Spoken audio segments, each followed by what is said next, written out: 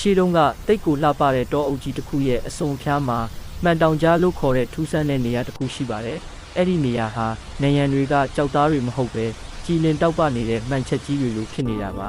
။တနေ့မှာတော့စိတ်ကြီးဝင်ပြီးအမြဲတမ်းဒေါသထွက်တတ်တဲ့ချင်းသေးတစ်ကောင်ဟာအဲ့ဒီတောင်ကြားထဲကိုမှားယွင်းရောက်ရှိသွားပါတယ်။ချင်းသေးဟာဗိုက်စာနေတာကြောင့်ရောလမ်းမနေတာကြောင့်ရောအရန်ကိုစိတ်တူနေခဲ့တာပါ။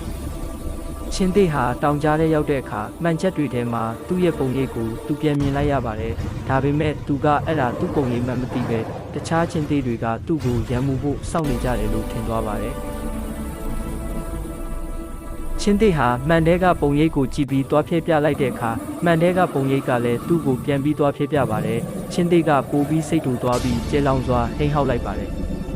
တောင်ကြားဖြစ်တဲ့အတွက်သူဟိန်းဟောက်လိုက်တဲ့အတန်ဟာပဲ့တင်ထပ်ပြီးပိုလို့တောင်ကျေလောင်တဲ့အတန်နဲ့သူ့စီပြန်ရောက်လာပါတယ်။ချင်းသေးဟာဒီကောင်တွေငါ့ကိုစိန်ခေါ်နေတာပဲဆိုပြီးဒေါသကြီးနဲ့မှန်ချက်တွေကိုလိုက်တိုက်ပါတော့တယ်။အကြာကြီးတိုက်ခိုက်ပြီးတဲ့နောက်မှာတော့ချင်းသေးဟာနှုံးခွေပြီးဒဏ်ရာတွေနဲ့လဲကျသွားပါတယ်။သူဘလောက်ပဲအားကုန်ထုတ်ပြီးတိုက်ခိုက်ပါစေတစ်ဖက်ကပြန်လာတဲ့တုတ်ပြန်မှုကပိုပြီးပြင်းထန်နေခဲ့တာပါ။အဲ့ဒီအချိန်မှာတောအုပ်ထဲကပညာရှိမြေခွေးတစ်ကောင်ရောက်လာပါတယ်။မြေခွေးကချင်းသေးကိုကြည့်ပြီးမိတ်ဆွေ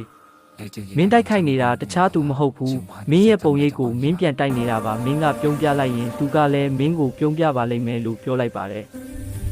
ချင်းသေးဟာမြေခွေးစကားကိုနားထောင်ပြီးအာတင်းကမှန်တဲကပုံရိပ်ကိုကြည့်ပြီးပြုံးပြလိုက်ပါတယ်အံ့ဩစရာကောင်းတာကမှန်တဲကပုံရိပ်ကလည်းသူ့ကိုနှွေးထွေးစွာပြန်ပြုံးပြလိုက်တာကိုမြင်လိုက်ရပါတယ်အဲ့ဒီအခါမှာချင်းသေးဟာသဘောပေါက်သွားပါတယ်လောကကြီးဆိုတာမှန်ချက်တစ်ခုလိုပါပဲကိုကသူတစ်ပါးအပေါ်ဒေါသနဲ့ဆက်ဆံရင်ဒေါသပဲပြန်ရမှာဖြစ်ပြီးကိုကမေတ္တာနဲ့ဆက်ဆံရင်မေတ္တာပဲပြန်ရမှာပါအဲ့ဒီနေ့ကစပြီးချင်းသေးဟာစိတ်ကြီးဝင်တာတွေကိုချော့ချလိုက်ပြီးတောအုပ်ထဲကတရိษံလေးတွေအပေါ်ကျဉ်းနာစွာအုပ်ချုပ်ခဲ့ပါတော့တယ်လောကကြီးသည်မှန်ချက်တစ်ခုကဲ့သို့ဖြစ်သည်တင်ပေးဆက်သမျှသည်တင့်ထန်သို့သာပြန်လည်ရောက်ရှိလာလိမ့်မည်